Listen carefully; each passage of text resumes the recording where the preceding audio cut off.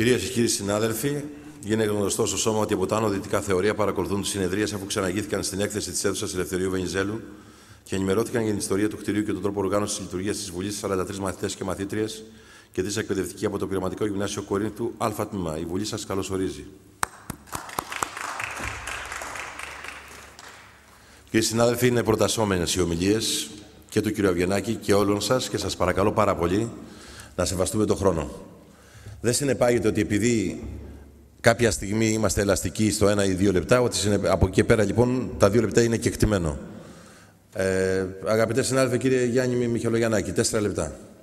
Από τη θέση σας παρακαλώ. Από τη θέση σας, κύριε Μιχελογιαννάκη, από τη θέση σας.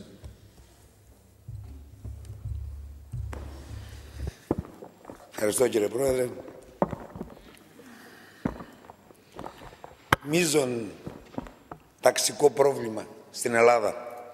Μια και τόσο η φτώχεια, η ανεργία, η ανασφάλεια, η έλλειψη προτύπων, η κρίση της οικονομίας, οι κοινωνικές ανισότητες, η μοναξιά στις μεγαλοπόλεις έχουν βγει τουλάχιστον από μελέτες σαν τα αίτια του φαινομένου. 44% το 15 με 17 της ηλικίας στην Ελλάδα και 30% μέχρι 14 χροννοήτη ως γιατρός πλέον. 8 στους 10 από τα 14 μέχρι τα 17 μπαίνουν σε αυτόν τον κόλαφο. Αρχίζει ένα 82% με ινδική κάναβη. Και θα δείτε μετά πολιτικά πως θα το εδραιώσω αυτό που λέω. Και η κύρια ουσία χρήσης στον ελλαδικό χώρο μετά φτάνει στο 90% στην ηρωίνη μέχρι και πέρυσι. Ο μέσος όρος ηλικίας του Έλληνα στην παραγωγικότητά του, στο μείζον, στα 30 χρόνια, με άντρες γυναίκες 8 στα 2 και αυτό φαινόμενο πολιτικό. Και πάμε στο σημαντικό. Το 65% αυτινών είναι άνεργοι. Είναι μνημονιακοί, άρρωστοι στα 2 εκατομμύρια ανέργων σήμερα στην Ελλάδα. Σε ένα νούμερο στη φυλακή των 12.000, το 4,5 που αντιστοιχεί να είναι ουσιοεξαρτώμενοι, με χρήστες ηρωίνης στον ελλαδικό χώρο άνω των 30.000, οι οποίοι αποζητούν θεραπεία στο 84%. Προσέξτε, το 84% ζητάει θεραπεία. Πηγαίνει στον ΟΚΑΝΑ. Και οι αιτούντες που δεν έχουν κληθεί ακόμα είναι της τάξης των 4.000 και οι νέες αιτήσεις σε μέσο όρο αναχρόνο 1.600.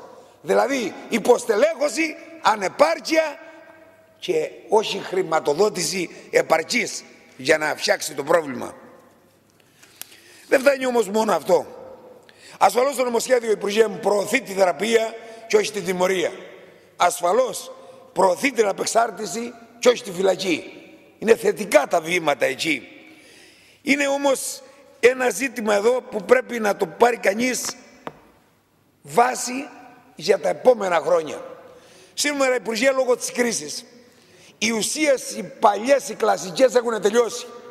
Σήμερα αναγνωρίζουν ότι στην Αθήνα, τούτη τη στιγμή στην Ομόνια, παίρνοντας φωτιστικό πετρέλαιο, χλωρίνη, μεταμφιαμίνη και βάζοντας μαζί και λίγο στριχνίνη, φτιάχνουν τα παιδιά μας δόση που κάνει 3 ευρώ. Είναι αυτό το λαϊκό ναρκωτικό που φεύγει από το high lifestyle της κοκαίνης και το οποίο περιφέρεται σήμερα ως ονομασία ΣΥΣΑ ή ΤΑΙ του ταϊλανδέζικου.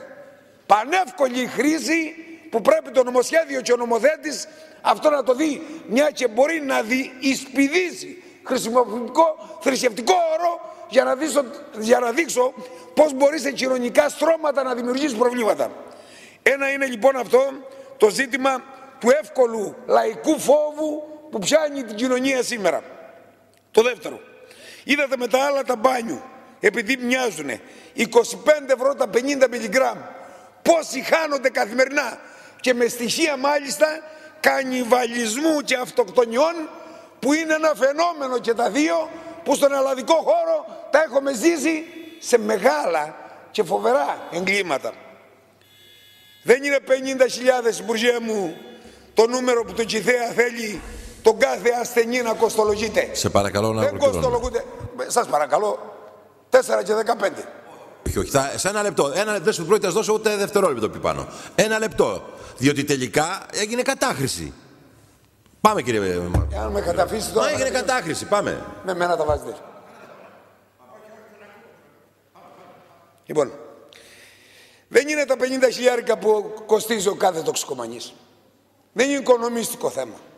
Εγώ όταν το Κηφαία έβγαλε 50 χιλιάρικα κοστίζει ο καθένας και ήρθανε τα ιδρύματα Νιάρχου και οι κοινοφελείς και οι ιδιώτες για να προσφέρουν εναλλακτικές λύσεις, είπα τότε ότι η ανθρώπινη ζωή δεν κοστολογείται σε καμία περίπτωση με αυτά και ότι η λογική των ιδιωτικών φορέων για να αποσκοπήσουν σε κερδοσκοπικού τύπου χημειοτακτικές ροπές πρέπει να εκλείψει από εδώ μέσα. Ένα είναι αυτό. Και το δεύτερο, όσο αφορά για τους αντιμετώπιση, προσέξτε να δείτε, άλλο το στεγνό, άλλο το μη στεγνό.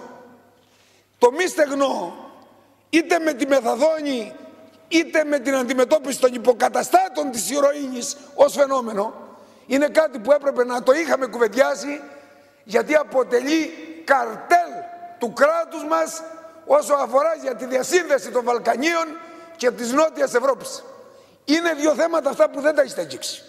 Είναι δύο θέματα που δεν είναι δουλειά στο Ευρωπαϊκό Συμβούλιο και είναι δύο θέματα, κύριε Πρόεδρε, επειδή σέβομαι τον χρόνο, που επιφυλάσσομαι μια άλλη φορά να τα αναδείξω. Ευχαριστώ πολύ.